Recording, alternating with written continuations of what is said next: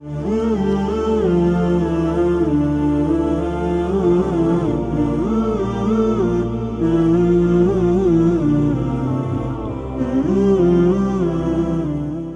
الله الرحمن الرحيم. الحمد لله رب العالمين، وصلى الله وسلم وبارك على سيدنا محمد المبعوث رحمة للعالمين وعلى آله وأصحابه وأتباعه أجمعين. السلام عليكم ورحمة الله وبركاته. سرتادا زۆر خۆم بە خۆشحاڵ دەزانم کە بە ناوی فراکسیۆنی کۆمەڵی ئیسلامی لە پەرلەمانی کوردستان لە خزمەت پۆلێک لە خوشکانی خۆم بم لە ئەنجومەنی خەلیفانی کۆمەڵی ئیسلامی. خوای گەورە بەرەکەت بخاتەوە ئەنجومەنە و ئەو برایانەی کە لەو ئەنجومەنە کار دەکەن. سوپاس بۆ خوا جیاواز لە هەر هەموو ئۆرگانەکانی ئەم حیزبە کار و چالاکیەکانی بەرچاوترن. سوپاس بۆ خوا فراوانترن، گشتگیرترن. ئێمە بە هەموو شێوەیەک پشتیوانیان لێ دەکەین و دوعای خێریشان بۆ دەکەین ئینشاءالله. بەتایبەت ئەو خوشکە بەڕێزانی کەەوە ئەوڕۆ ئامادە بوون، ئێمە دوعای خێریان بۆ دەکەین کە سوپاس بۆ خوا لە زۆر کار و چالاکیەکان لە پێش پیاوانەوەن. ئەلحەمدوللیلا ئەوە جێی شانازیە کە خوشکانی ئێمە، دایکانی ئێمە، کچانی ئێمە سوپاس بۆ خوا شان بەشانی پیاوان بگرە لە پێشتریش. ئەگەر خەڵکانێک بانگەشەی مافی ئافرەت و مافی ژنان بکە، ئێمە بانگەشەی بۆ ناکەین، لەبەرەوەی ئاینی ئێمە لە سەرمانی فەرز کردووە کەوا دەفەرمێ وەلەهن مثل الذي عليهن بالمعروف. ئەو حەق و ئەو مافانەی کەوا لەسەر ئافرەتان هەیە جێبەجێکەن، ئەوەشیان لە بۆ هەیە کە دلۆیان جێبەجێ بکرێن. واتە ئێمە ئەگەر داوایەکمان لە ئافرەتان هەبێت دەبێت دوو داوایان بۆ جێبەجێ بکەین بە شانازیەوە. بۆیە ئەو ئەنجومەنە خوا پاداشی داتەوە بەڕاستی زۆر زۆر چالاکە. خوشکانی بەڕێز، حەز دەکەم سەرنجتان ڕاکێشم بۆ بابەتی گوێڕایەڵی. گوێڕایەڵی کارێکی زۆر پیرۆزە، زۆر فراوانیشە. سەرەتا گوێڕایەڵی بۆ خوا و پێغەمبەرەکەی عەلەیهی سەڵات وەسەلام کە ئینسانی ئیماندار چ پیاو بێت چ ئافرەت بێت دەبێت گوێڕایەڵ بێ، دەبێت ئیتاعە بکە، دەبێت بە قسەی خوا و پێغەمبەری خوا بکە صلى الله عليه وسلم. وكو خوای رب العالمين دەفەرمێ ما كان لمؤمن ولا مؤمنة إذا قضى الله ورسوله أمرا أن يكون لهم الخيرة من أمره. خوای رب العالمين دەفەرمێ هیچ پیاوەکی ئیماندار و هیچ ئافرەتێکی ئیماندار لە ئاس فەرمانی جێبەجێکردنی خوای گەورە سەرپشک ناکرێ. کاتێک کە خوای گەورە فەرمی ئەو ئیشە حرامە حرامە، کە گوتی حەڵاڵە حەڵاڵە، ناکرێ بڵێ وەڵا حیلە شەرعیەک یان زاردارە ئینسان لادانێک نییە، دەبێت ئیلا ئیتاعی خوای رب العالمین واجبە بکرێ. ئەوە هەر ئافرەت نا، پیاویش بە هەمان شێوە. بەڵام ئەوڕۆ باسەکەی ئێمە تایبەتە بە گوێڕایەڵی ئافرەتان. ئایا بۆ ڕازیکردنی پەروەردیگار و بۆ ڕازیکردنی خوای رب العالمین هەر نوێژ و ڕۆژ و بەسە، هەر تەسبیحات و دوعا بەسە، هەر قورئان خوێندن و زیکر و ویردکردن بەسە؟ بێگومان نەخێر. زۆر گرینگە ئینسانی ئیماندار بزانێ کە بۆچە هاتوتە دنیاوە، بۆچە لەو دنیادا خوای رب العالمین دروستی کردووە. دڵنیابن ئەگەر هاتو کاروباری مسلمانان تەنها نوێژ و ڕۆژوو بوایە، وەڵڵاهی زۆر ئاسان بوو. پێغەمبەری ئەکرەم صلی الله عليه وسلم لەگەڵ هاوڵە بەڕێزەکانی ئاوارە نەدەبوون، دەربەدەر نەدەکران، شەهید نەدەکران، زێدی و با و باپیرانی خۆیان بەجێ نەدەهێشت ئەگەر هەر نوێژ و ڕۆژوو بیایە. دیارە کە مهمەی ئینسانی ئیماندار بەڕاستی خۆ خزاندنە ناو چین و توێژی دەسەڵاتە. ئێمە هەر هەوڵ دەدەین بۆی کەوا خەڵک ڕاست بێ، خەڵک ڕاست بکات، چاک بکە. بەڵام ئەگە بتەوێت هەر لە مزگەوتەوە نسیحەتی خەڵکی بکەی، وەڵڵاهی لەوانەیە خەڵکی مزگەوت ئەلحەمدولیلا لالوورەوێر نەبێ. خەڵکی مزگەوت خەڵکێکی ڕازگۆیە، بەڵام پێویستی بە خەڵکی مسلمان و دیندار و دەستپاکێ لە جێگایەک کە وەعز و نسیحەت بکە کە ئەو خەڵکە لەوێ گوێبیستی وتار نەبوو بێ. بۆیە ئێمە دەبێ بچین لە هەموو جێگایەک لە هەموو شوێنێک ئەو داوەیە بگەێنین بۆی کەوا بتوانین خوای رب العالمین لە خۆمان ڕازی بکەین. بۆیە بەڕێزان، گوێڕایەڵیکردنی خوا و پێغەمبەرەکەی واجبە عەلەیهی سەڵات وەسەلام، و هەروەها گوێڕایەڵی فەرمانڕەوا لە مسلمانان، گەورەی مسلمانان واجبە. واتە ئەوڕۆک ئەگەر لە گەڕەکەکەی خۆت مامۆستایەکت هەیە کەسێکی پابەندە بە شەریعەتەوە، پابەندە بە قورئان و سونەتەوە، پێویستە گوێڕایەڵی بی. ئەگەر ئەوڕۆ ورتر قسان بکەین ئۆرگانێکی ئەوهایە کە ئەو ئۆرگانە هەر فەرمان بە چاکە دەکا و قەدەغەی خراپە دەکا، وڵا دەبێ ئێمە ئیتاعی بکەین. ئەگەر کاک عوسمانی بەڕێز لە تەلەفۆنێکی کرد بۆی کە من بێمە ئێرانە نەمتوانی تەهەڕوو بکەم لەبەرەوەی پێم وایە واجبە بەڕاستی ئیستیجابەی ئەو کۆڕ و مناسباتانە بکرێ کاتێکەوە ئینسان خۆی بۆ خوای ڕەب العالەمین یەکلا بکاتەوە نابێ بۆ خەوێک بۆ خواردنێک بۆ ماندووبوونێک خۆ ببوێرێ ئێستا چۆن جەنابتان لە خەو و ئیسراحەتی خۆتان هاتوون بۆ ئەوەی کەوا وتارێک ببیستن ئێمەش بە هەمان شێوە وەکو ئێوە عەبدێکی مەئمورین لە خزمەت ئەو ئیسلامە داین بە شەو و ڕۆژ بە ئیزنی خوای ڕەب العالەمین بۆیە خوشکانی بەڕێز پێغەمبەری خوا دەفەرمێ صلی الله عليه وسلم دەربارەی گوێڕایەڵی و دەربارەی ئیتاعاکردنی خوشکان بۆ پیاوەکانیان ئەوە مەبەستی منە دەفەرمێ ئەیوم امرأة ماتت وزوجها عنها راض دخلت الجنة پێغەمبەری خوا دەفەرمێ عليه الصلاة والسلام هەر ئافرەتێکی ئیماندار هەر ئافرەتێک هەر خوشتێک هەر کەسێک کە کاتێک وەفات دەکا ئەگەر هاوسەرەکەی پیاوەکەی لێ ڕازی بوو دەچێتە بەهەشتەوە بەڕاستی ئەو مژدەیەکی خۆشە بەڵام ئاگادار بن لەو حاڵەتە حەسر نەکرێکەوە ئەگە پیاوەکەی نوێژ نەکرد بوو ئەگە پیاوەکەی ناحەق بوو ئەگە پیاوەکەی بە قسەی خوا پێغەمبەری خوای نەدەکرد ئەنجا لەژنەکەی ڕازی نەبوو ئەوە نایگرێتەوە پیاوێکی دیندار و مسلمان لە خێزانەکەی خۆی ڕازی بێ ئەو ئافرەتە بەهەشتیە کە ئێوە ئینشاءڵڵا پیاوەکانیشان وەکو خۆتان مسلمان و دیندارن گوێڕایەڵی پیاوەکانتان گوێڕایەڵی کەسانێک کە لە خۆتان گەورەترە واللهی هۆی ڕەزامەندی خوای ڕەب العالەمینە جەل جەلالوه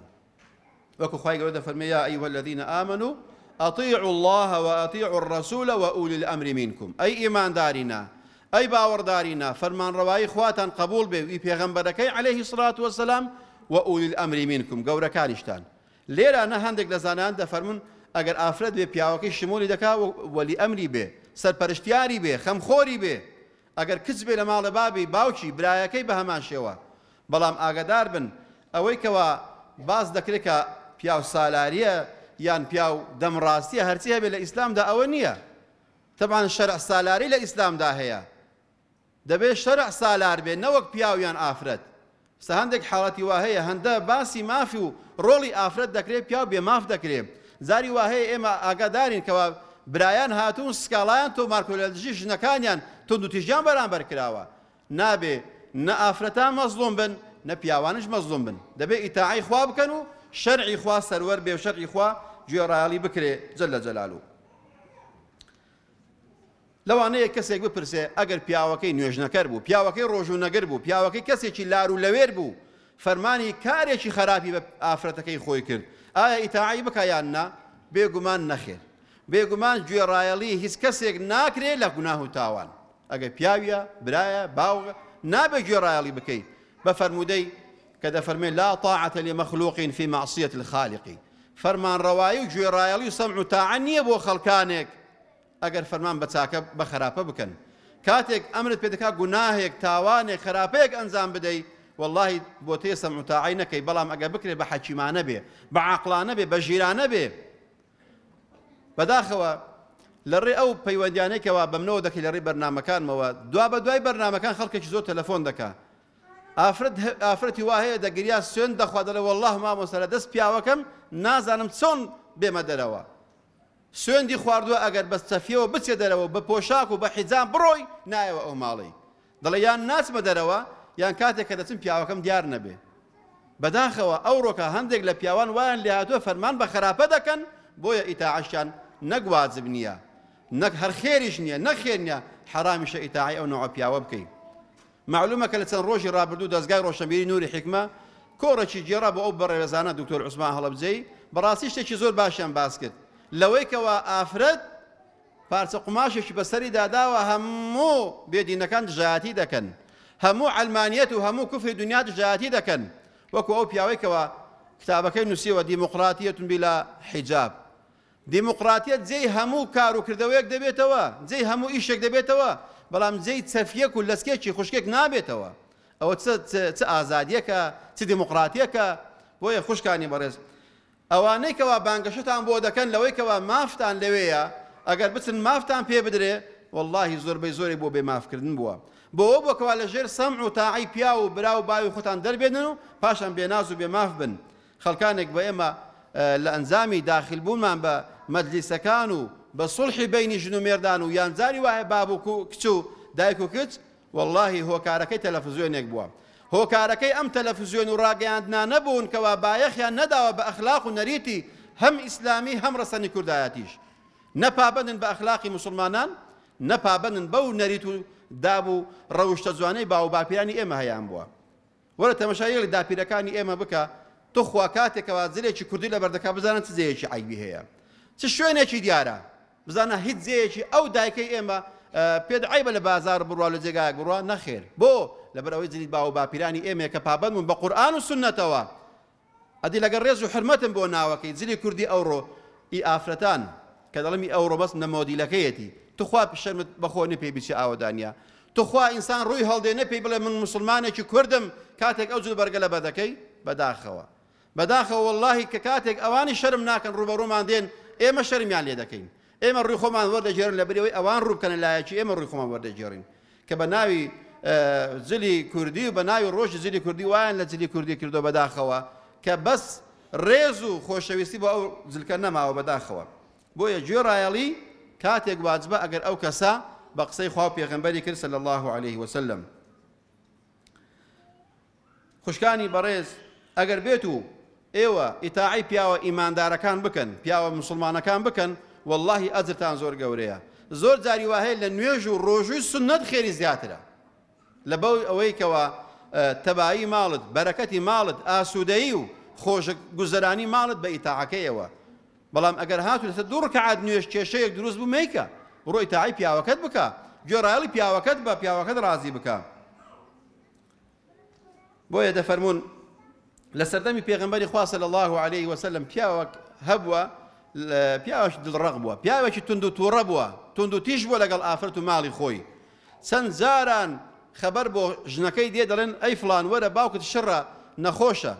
ئەویش داوا لە پیاوەکەی دەکا پیاوەکەی ئیزنی نادا بچێ بۆی کەوا سەردانی بابی بکە سەردانی بابی بکە کە نەخۆشە زاری دووەم خەبەر هات گوتیان بابت زۆر شڕە ئافرەت ئەگەر نەگەی بابت وەفات دەکا زاری دووەم پرسی لە پیاوەکەی کرد پیاوەکەی وتی نابێ بڕۆیە دەرەوە پیاوەکەی پیاوێکی ڕق بووە ئێمە تەبعاً لەگەڵ ئەوە دانین کە پیا بەو شێوازە ڕەفتار بکە بەڵام ئاگادار بن سەمع و تەعا لێرە چەند گرینگە زاری سێم وتیان فڵان کەس بابت وەفاتی کرد دەبێ بێ بۆ سەر قەبران بۆ سەر جەنازەکەی ئەویش دیسانەکە داوای لە پیاوە بەڕێزەکەی خۆی کرد کە ئیزنی بدا ئەها ئافرەتی مسلمان ئەو هایە دیسان پیاوەکەی ئیزنی نەدا بچێ بۆ سەر جەنازەی بابی کاتێکەوە کفن کراوە و بۆ سەر قەبرانی دەبن بۆ تەعزیەشی دەبن لێ نەگەڕاوە پیاوە ئافرەتەکەی بڕواتەوە بەڵام ئافرەتی عاقڵ و ژیر ئەوەیە سەیری کرد کە پابەندە بە قورئان و سونەتەوە هەستا گوتی وەڵی تەعای پیاوەکەم دەکەم فترەیەکی زۆر پاش ئەوەی کە بابیشی وەفاتی کرد و تەعزیەش تەواو بوو ئەنجا داوایان کوتیان دایکت زۆر دەگریا زۆر دڵ دەسووتێتەوە خوا ئەگە بێ سەرێکی لێ بدێ خێرت دەگاتێ دیسان داوای لە پیاوەکەی کرد پیاوەکەی ئیزنی نەدا بەڵام ئەو باسەیان بردە خزمەت پێغەمبەری خوا صلی الله عليه وسلم فەرمویان ئەی پێغەمبەری خوا فڵانی کوڕی فڵانی خێزانەکەی مەنع کردووە لەوەی کەوە سەردانی ماڵی بابی بکا و پاشان بابی وەفاتی کردو پاشان هەر نەچۆتەوە پێغەمبەری خوا فەرمووی صلی الله عليه وسلم فەرمووی بڕۆن موژدە بەو ئافرەتەی بدەن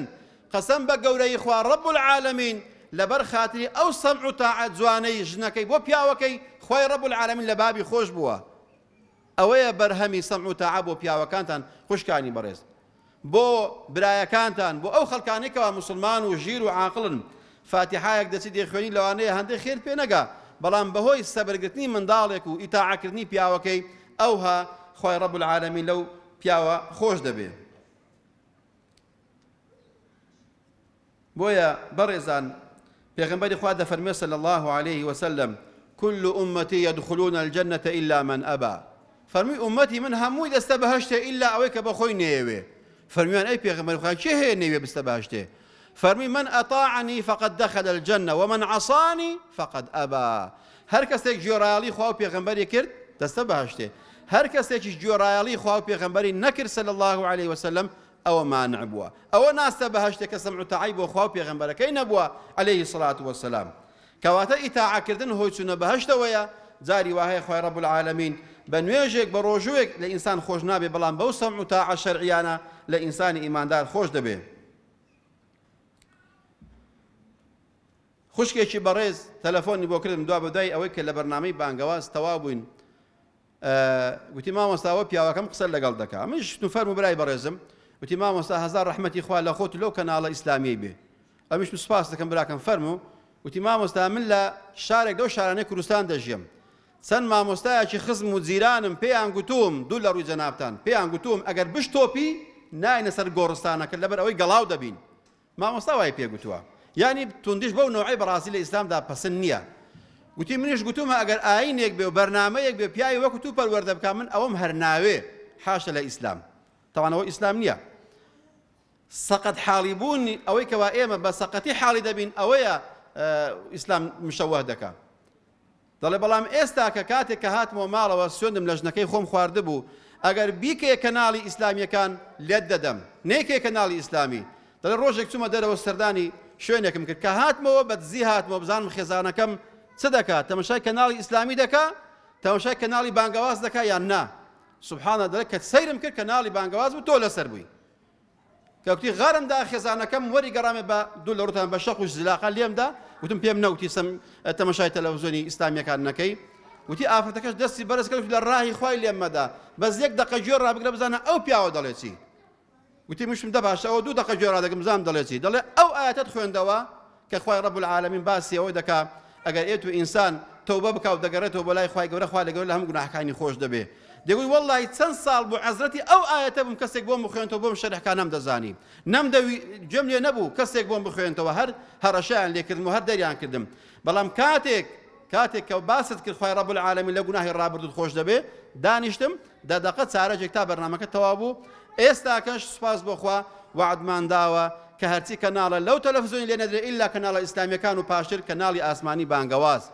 ئێستا دەڵێ ئەلحەمدوللا بۆتمە خەڵکی مزگەوت و والله سوێندی خواردگوتی عرەقم خواردوتەوە لەو هەفتەیە ئەو کاتی والله کاری فاحیشەم کردووە والله دزیشم کردووە لەبەر ئەوەی زۆر بێ مبالات بووم بەڵام لەبەر ئەوەی کە ئەو کەناڵە ئیسلامیە و جەنابەت ئەو قسەیەت کردووە تەوبەمان کردو سوپاس بۆ خوای ڕەب العالەمین ئەها خوشکانی بەڕێز سەمع و تاعە و ئەدەبی جوان لەگەڵ پیا و چەند بەرهەمدار بوو ئێستا ئافرەتەکە دەڵێ مامۆستا هەزار ڕەحمەتی خوا لێبێ بە ئازادی نوێژ دەکەم بە ئازادی وتار دەبیستم بە ئازادی دەچم بۆ تەراویحان چەند ساڵە عەزەتم لە یەک مزگەوت تەراویح بکەم واللهی ئەو ساڵ پیاوەکەم دەڵێ ئافرەتەکە دێگەنا من دەڕۆم بەجێم دێڵێ زۆر دڵی خۆشە ئەلحەمدوللا ئەو خێر و پاداشتە بۆ ئێوەش دێ ئەگەر بێت و سەمع و تاعەتان بۆ کەسی خۆتان هەبێ بۆ پیاوی خۆتان هەبێ و لە ڕوانگەی شەرع و لە چوارچێوەی شەرعەوە بەڕێزان بۆیە زەی دەستخۆشیە کاتێکەوە دەبینین لە ئەنجومەنێکی ئەوها زۆرترین ڕێژەی خوشکان کۆبووتەوە ئەلحەمدوللا نیشانەی ئەوەیە کە هەم خۆتان دیندارن هەمیش ئەو ئەنجومەنە چالاکە ئەلحەمدوللا ئێمە داوا دەکەین کە خۆتان و کچەکانیشتان بە هەمان شێوە نەک هەر بۆ خۆتان بێن و ئەوان لە ماڵەوە دابنێن جاری وهەیە ئێوە بمێنەوە لە ماڵەوە ئەوان بنێرن بە ئەوانیش فێر بن ئەوانیش تێ بگەن واللهی کاتێکەوە کچەکەت فێرە تاعەتێک دەکەی فێرە نوێژێک دەکەی فێرە هەر خێرێک دەکەی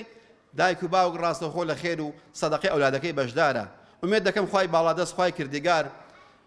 باشترین پاداشتی ئێوە بداتەوە ئینشاءالله دامەزراومان کە وەسەقامگیر و ئیستیقامەمان بەنسیب بکە ئینشاءالله یا ربی خودای لەو مانگەی کە مانگی ڕەمەزانە مانگی ڕەحمەتە مانجی بەغفرەتە خدای رب العالمین لە گوناهی هەموو لایەکمان خۆش بی یا ربی خدای شفای نەخۆشەکانمان بدەی یا ربی خدای سەبر و ئارامی دڵی ئەو کەسانە بدە کە تاقید کردوونەوە یا رب العالمین یا ربی خدایە لەو مانگەی لە ئازاد کراوانی مانگی ڕەمەزان حسابمان بکەی خوای گەورە پاداشی ئەو خێرەمەندانەش بدەیەوە کە ئەم دیاریانیان ئامادە کردو ئامین یا رب العالمین وصلى الله وسلم وبارك على سيدنا محمد وعلى آله وصحبه أجمعين والسلام عليكم ورحمة الله وبركاته